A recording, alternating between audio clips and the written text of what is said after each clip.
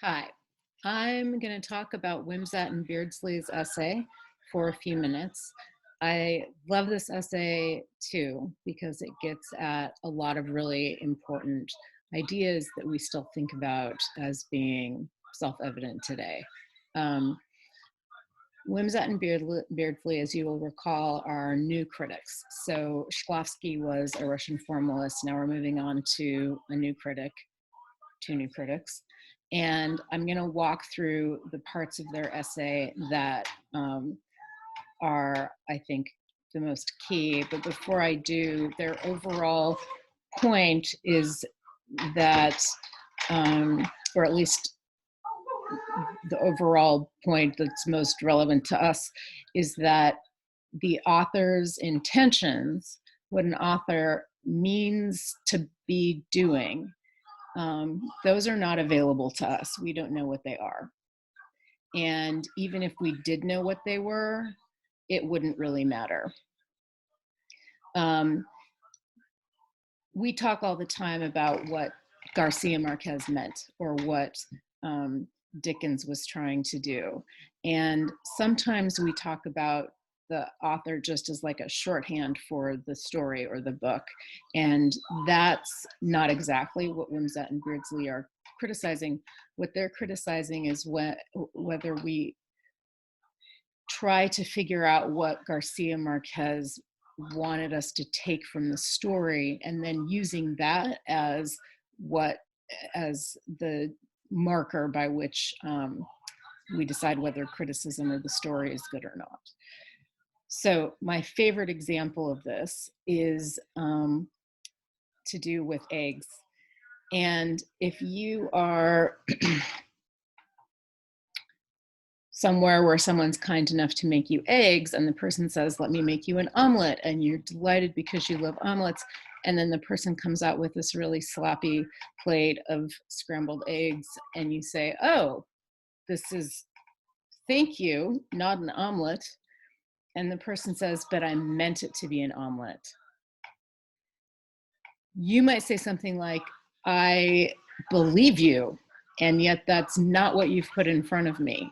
And if the person said, no, but I really meant for the eggs to be an omelet, and it's important that you know that when you describe them, I might legitimately say, it's not important that I know what you meant or intended when you made these scrambled eggs, which they clearly are. And when we apply that to literature, we think about it in terms of the author saying or not saying, I meant this story to communicate X, Y, or Z, or I was trying to play up the tension between these two things. And we might say, well, you did, and that's great. But the way we would know whether the person did it is that we just read the story or the poem. And the evidence for what the person meant to do is perfectly clear because that's what the story or the poem does. If the writer says, I meant it to do X, Y, and Z, we might say, well, you failed because it's actually doing A, B, and C. That doesn't even mean it's bad. That just means it's a different kind of story or a different kind of poem. So for example, if someone says, if Garcia Marquez said, I wanted to write a story, I'm using this example again, about how people can fix their dishwashers, we might legitimately say, you failed and you're a terrible reader of your own work if you think that that's what the story is doing. What it's actually doing is this other thing, like all the stuff that we talked about on Wednesday. And our interpretation of the story would be better than Garcia Marquez's interpretation of the story because we would have textual support. That's essentially what Wimsatt and Beardsley are trying to communicate. That's called the intentional fallacy. At the same time, they talk about it less. There's an affective fallacy, which means how a story affects me is also not relevant. If I think the story is about a dishwasher, there's not enough textual evidence to back that up, and other people might call my interpretation dumb, right? Legitimately, because there's no close reading that makes that work.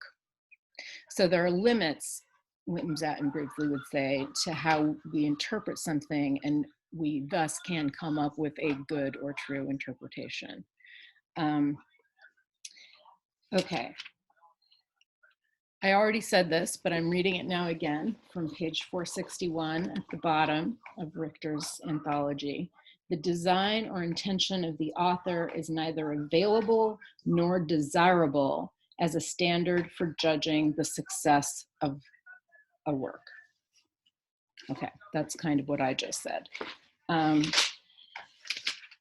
The article, or essay rather, goes on to give us a lot of different arguments for and against. So there are counter arguments in here when you're reading that they'll talk about and then undermine for their position. They end up saying at the very end of the essay, critical inquiries, unlike bets, are not settled this way. Critical inquiries are not settled by consulting the oracle. And the author would be the oracle in this situation.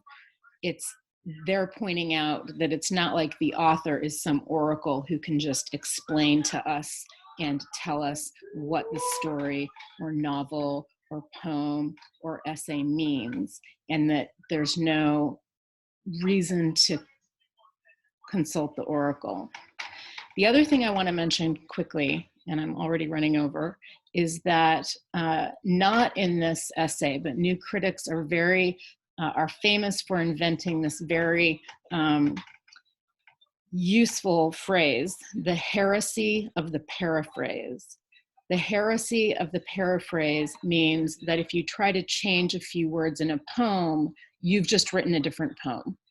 Or if you change words in a story, you're writing a different story, because we have to do close readings. We have to attend to the very specific language in the poem or the story.